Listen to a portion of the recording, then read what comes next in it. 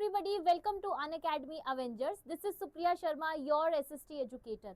आज की इस वीडियो में हम लोग वैसे तो सिलेबस ओवरव्यू ही करने वाले हैं, जो कि आपको थोड़ा बहुत आइडिया होगा पहले से ही कि आपके सिलेबस में कुछ भी एज सच चेंज या एज सच अपडेशन किया गया है या नहीं किया गया है। क्योंकि अगर हम क्लास 9th की बात करें तो क्लास 9th का कंप्लीट सिलेबस जो है वो चेंज हो चुका है।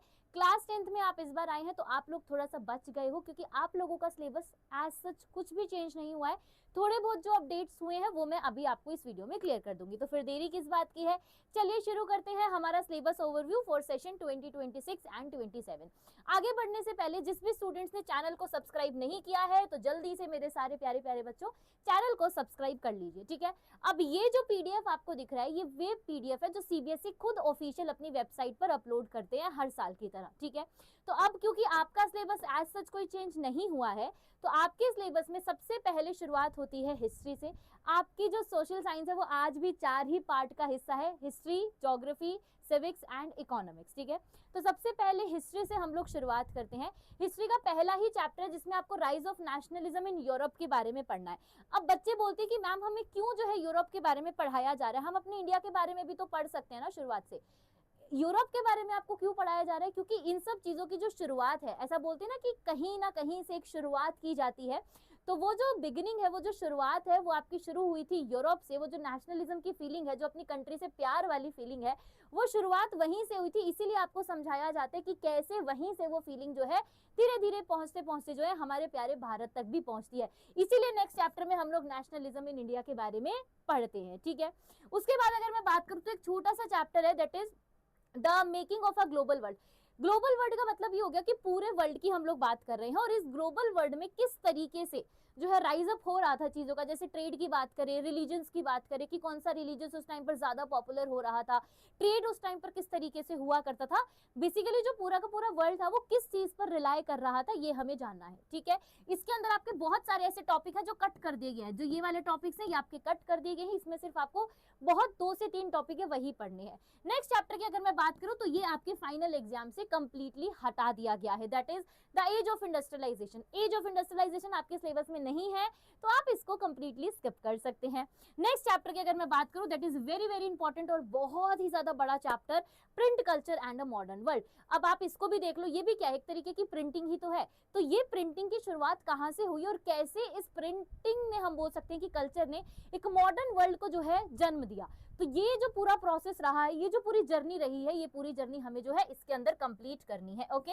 ये तो पार्ट हो गया हमारे किसका, ये तो पार्ट हो गया हमारे जो है हिस्ट्री का। अब बात करते हैं ज्योग्राफी की। ज्योग्राफी के अंदर अगर हम बात करें तो चैप्टर्स ज्यादा हैं, नो डाउट। बच्चों को सबसे ज्यादा डर ज्योग्राफी से इसीलिए लगता है क्योंकि ज्योग्राफी में मैप भी करना होता है तो हिस्ट्री में भी मैप बस सिर्फ 2 नंबर का है। ज्योग्राफी में आपको जो मैप है बच्चा मेरे, वो 3 नंबर का मैप आता है, टोटल 5 का आता है। 2 आपका हिस्ट्री से हो गया है ना, जो कि आपके नेशनलिज्म इन इंडिया वाले चैप्टर से आता है, सिर्फ उसी से आता है। और 3 नंबर आपके जो है ज्योग्राफी से आते हैं। ये 5 नंबर फ्री के हैं, सुन लो मेरी बात, ठीक है। तो ज्योग्राफी में सबसे पहला चैप्टर है रिसोर्सेज एंड डेवलपमेंट। छोटी छोटी क्लासेस से आपने पढ़ा है रिसोर्सेज क्या है, वही आपको बस एक थोड़े से अच्छे लेवल पर पढ़ना है। देन उन्हीं रिसोर्सेज को हम लोग कैसे कंजर्व कर सकते हैं, जिसमें फॉरेस्ट और वाइल्ड लाइफ एक बहुत बड़ा रोल प्ले करते हैं हमारी इस जिंदगी में, तो उनको हम लोग कैसे प्रोटेक्ट कर सकते हैं। देन वाटर रिसोर्स के बारे में, because water is a natural resource. तो इस नेचुरल रिसोर्स को कहीं ना कहीं लोग जो है वो अननेसेसरली यूज कर रहे हैं, वेस्टेज कर रहे हैं। तो ये वेस्टेज क्यों नहीं करना चाहिए और कैसे हम इसको बचा सकते हैं। देन हम एग्रीकल्चर के बारे में पढ़ेंगे, खाना नहीं होगा तो कुछ नहीं होगा। तो ये जो एग्रीकल्चर है ये कैसे किया जाता है हमारे इस पूरे इंडिया में। देन उसके बाद अगर हम बात करें तो मिनरल एंड एनर्जी रिसोर्सेज, ओ हो लड़ाइयां चल रही हैं भाई, वॉर चल रही है एनर्जी रिसोर्सेज के पीछे। तो आप समझ सकते हो कि इस चैप्टर का इंपॉर्टेंस जो है वो कितना ज्यादा होगा। And the last one is manufacturing industries. हर एक चीज को बनाने के लिए हमें इंडस्ट्री की जरूरत है ना। फॉर एग्जांपल ये मोबाइल फोन है, ये मोबाइल फोन भी कहाँ बना है, किसी एक इंडस्ट्री में बनाए गए होंगे, इसके पार्ट्स बने होंगे अलग। तो वही हमें पढ़ना है कि ये जो मैन्युफैक्चरिंग इंडस्ट्रीज हैं, ये जो बेसिक इंडस्ट्रीज हैं, ये कैसे किसी बड़ी बड़ी इंडस्ट्रीज को जो है एक तरीके से सपोर्ट करती हैं, हेल्प करती हैं, है ना। तो वही चीज हमें पढ़नी है।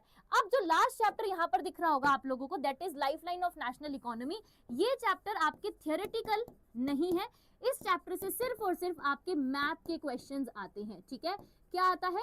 सिर्फ और सिर्फ मैथ के क्वेश्चन जो है इस लास्ट वाले चैप्टर से हमें देखने को मिलते हैं। तो मजे हो गए, एक चैप्टर हिस्ट्री में कट हो गया, एक चैप्टर ज्योग्राफी में कट हो गया। चलिए जी, तो ये तो बात हो गई हिस्ट्री और ज्योग्राफी की। अब आ जाते हैं हमारे सिविक्स वाले पार्ट की तरफ। तो सिविक्स में आपके पास टोटल 5 ही चैप्टर हैं, और 5 चैप्टर में से पहला ही जो चैप्टर है ना, power sharing, this is very very important. Civics आपको पता है बेसिकली जो भी पॉलिटिकल एक्टिविटी आपके देश में हो रही है, हमारे इंडिया में हो रही है, वही चीजें हम लोग हमारी सिविक्स के सब्जेक्ट में पढ़ते हैं, है ना। तो अब अगर कोई ये बोलेगा कि ये रियल लाइफ नहीं है, तो आप उनको बता सकते हो कि नहीं, ये रियल लाइफ है, क्योंकि इसमें हम लोग पावर शेयरिंग के बारे में पढ़ रहे हैं। और पावर शेयरिंग इंडिया में किस तरीके से की जाती है और किस तरीके से करनी है आगे, ये सारी चीजें आपको यहाँ पर बताई गई हैं, ठीक है। नेक्स्ट अगर मैं बात करूँ तो फेडरलिज्म, क्यों? क्योंकि इंडिया का जो स्ट्रक्चर है वो फेडरल सिस्टम है। क्यों? क्योंकि हमारे यहाँ पर पावर को अलग अलग स्टेजेस पर डिवाइड किया गया है, सेंटर से स्टेट, स्टेट से आपके जो है लोकल सेल्फ गवर्नमेंट में। तो इसीलिए आप इसके अंदर पढ़ेंगे कि ये जो पूरा एडमिनिस्ट्रेशन रन करती है, आपको क्या लगता है दिल्ली में बैठी सरकार क्या सब कुछ कर लेगी? नहीं। क्या आपके स्टेट में बैठी सरकार आपके पूरे स्टेट का ध्यान रख लेगी? नहीं। क्या लोकल सेल्फ गवर्नमेंट जो है वो लोकल एरियाज का ध्यान रख लेती है? कैसे रख लेती है? तो वो जो पूरा का पूरा सिस्टम है, वो सिस्टम हम लोग इस चैप्टर के अंदर पढ़ने वाले हैं। फिर हम लोग चलेंगे नेक्स्ट चैप्टर पे, जो कि हम बोल सकते हैं कि एक इतना इंपॉर्टेंट चैप्टर नहीं है, बट पता होना चाहिए कि कैसे हमारी ये जो पॉलिटिकल पार्टीज हैं, ये वोट लेने के चक्कर में हम लोगों को जेंडर, रिलीजन और कास्ट के बीच में लड़ा कर रखती हैं। तो वो जो एक सिस्टम हमारे यहाँ पर बन गया है कि अब सिर्फ रिजर्वेशन देकर ही हम लोग वोट ले सकते हैं, हिंदू मुसलमान कर कर ही हम लोग वोट ले सकते हैं, वो सारी चीजें कहीं ना कहीं आपको इस चैप्टर में बहुत अच्छे तरीके से समझाई जाएंगी कि कैसे ये पॉलिटिकल पार्टीज आपके इमोशंस के साथ खेलती हैं और फिर अपना वोट बैंक बना लेती हैं, ठीक है। नेक्स्ट है पॉलिटिकल पार्टीज। अलग अलग पॉलिटिकल पार्टीज के बारे में हमें पढ़ना है कि इंडिया में ही क्यों मल्टी पार्टी सिस्टम होता है, चाइना में तो सिंगल पार्टी सिस्टम है, ये सारी चीजें। Then the last chapter that is outcomes of democracy, कि ये जो जितने चैप्टर आपने पढ़े ना, बेसिकली ये 5th चैप्टर उसका कंक्लूजन है कि आपने पढ़ा कि डेमोक्रेसी में ये होता है, वो होता है, फेडरल सिस्टम है, रिलीजन्स है, ये मतलब इस तरीके की लड़ाइयां होती हैं, कम्युनलिज्म बहुत देखने को मिलता है। तो ये जो चैप्टर आपको ये बताएगा कि इस डेमोक्रेसी का बेसिकली आउटकम क्या निकल के आता है ना। जब हम बोलते हैं कि we are a democratic country, हम इतना प्राउडली इस चीज को बताते हैं, तो ये चीज कितनी ज्यादा सफल रही है वो हम इस चैप्टर में पढ़ने वाले हैं, ओके। तो ये पार्ट हो गया हमारा सिविक्स का। अब बचता है सबसे लास्ट पार्ट, जो कि बच्चों को हो सकता है अच्छा ना भी लगे। बहुत सारे बच्चे ऐसे होते हैं जिन्हें इकोनॉमिक्स ज्यादा अच्छा नहीं लगता है, बट मैं आपको बता दूं कि लाइफ में इकोनॉमिक्स का बहुत बड़ा रोल है। आपका डेवलपमेंट हुआ कि नहीं हुआ, मेरे लिए डेवलपमेंट क्या है, आपके लिए डेवलपमेंट क्या है, किसी पॉलिटिकल पार्टी के लिए डेवलपमेंट कुछ और हो सकता है। तो यही हमारा पहला चैप्टर बोलता है कि व्हाट इज डेवलपमेंट, कि क्या डेवलपमेंट सिर्फ एक क्लास से दूसरी क्लास में चले जाना है या 50 नंबर से 90 नंबर ले आना है। तो ये जो एक डिफरेंस है, ये जो एक गैप है, ये जो एक कंफ्यूजन है लोगों के लाइफ में, इसको कहीं ना कहीं क्लियर करने में ये चैप्टर आपको बहुत बड़ा रोल प्ले करेगा कि डेवलपमेंट का नंबर जो है मतलब सिर्फ नंबर नहीं होता है ना। कि इंडिया जो है वो 4th इकोनॉमी बन गई, लेकिन किसी ने ये नहीं बताया कि इंडिया अब 6th नंबर पर आ गई है वापस से नीचे गिर के। तो ये क्या है? ये डेवलपमेंट नहीं है, डिक्रीज है ये, ठीक है। फिर हम बात करें नेक्स्ट चैप्टर की, that is sectors of Indian economy. ये चैप्टर मैं बोलूंगी कि बहुत ही अच्छा और बहुत ही मजेदार चैप्टर इसीलिए है क्योंकि इसमें आप लोग हर एक इकोनॉमिक एक्टिविटी के बारे में समझते हो। आपने छोटी छोटी क्लासेस में ये सारे जो है प्राइमरी एक्टिविटी, सेकेंडरी, टर्शरी, सब पढ़ा है, वही आपको बस एक अच्छे लेवल पर पढ़ना है। देन है हमारे पास मनी एंड क्रेडिट, बैंक से रिलेटेड चीजें, है ना, पैसे से रिलेटेड चीजें। जब तक इकोनॉमिक्स की बात हो और पैसा ना आए, ऐसा कैसे हो सकता है, ठीक है। उसके बाद चैप्टर है ग्लोबलाइजेशन एंड इंडियन इकोनॉमी। तो ये चैप्टर अच्छा है, इसमें आपको सारे पार्ट नहीं करने, ये जो पार्ट है ये आपके हटा दिए गए हैं। सिर्फ आपको जो ऊपर ऊपर वाला सेक्शन दिख रहा है, ये 3 पार्ट, बस ये 3 पार्ट आपको जो है अपने बोर्ड्स के लिए प्रिपेयर करने हैं, इससे एक्स्ट्रा कुछ नहीं करना। तो वो मैं करवा दूंगी, उसकी टेंशन छोड़ दीजिए। And the last part is जो चैप्टर है कंज्यूमर राइट, ये सिर्फ आपके प्रोजेक्ट वर्क के लिए, तो ये भी आपका हटा दिया गया है।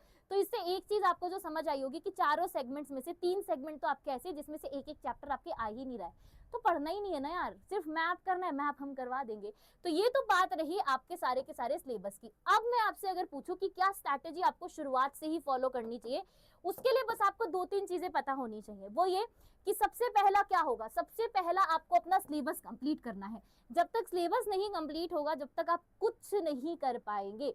पता ही नहीं है कि सिलेबस में क्या है, चैप्टर में क्या है, तो क्या कर लोगे यार, ठीक है। उसके बाद कॉन्सेप्ट्स आपके एकदम स्ट्रांग होने चाहिए। ये नहीं कि आज रट्टा मार के छोड़ दिया, रीडिंग करके छोड़ दिया, हो गया, नहीं नहीं नहीं नहीं। कॉन्सेप्ट अगर सही है तो बात बन जाएगी। अभी लास्ट सेशन में अभी रिजल्ट आया है कल परसों ही, और हमने जिन बच्चों को पढ़ाया था उन्होंने एसएसटी में 100 आउट ऑफ 100 मार्क्स लिए हैं। आप समझ रहे हैं, 100 आउट ऑफ 100। तो वो ऐसे ही नहीं आए हैं, वो आए हैं क्योंकि उन्होंने हमारे साथ मिलकर मेहनत की है। तो अगर आप भी शुरुआत से मेहनत करेंगे तो कौन नहीं ला सकता यार मार्क्स, ठीक है।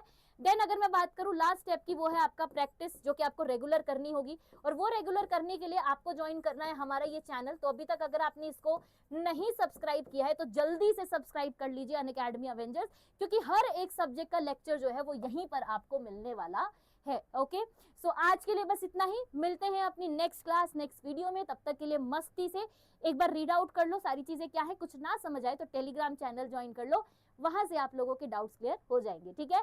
सो चलिए मिलते हैं अपनी नेक्स्ट क्लास में, तब तक के लिए bye bye and take care.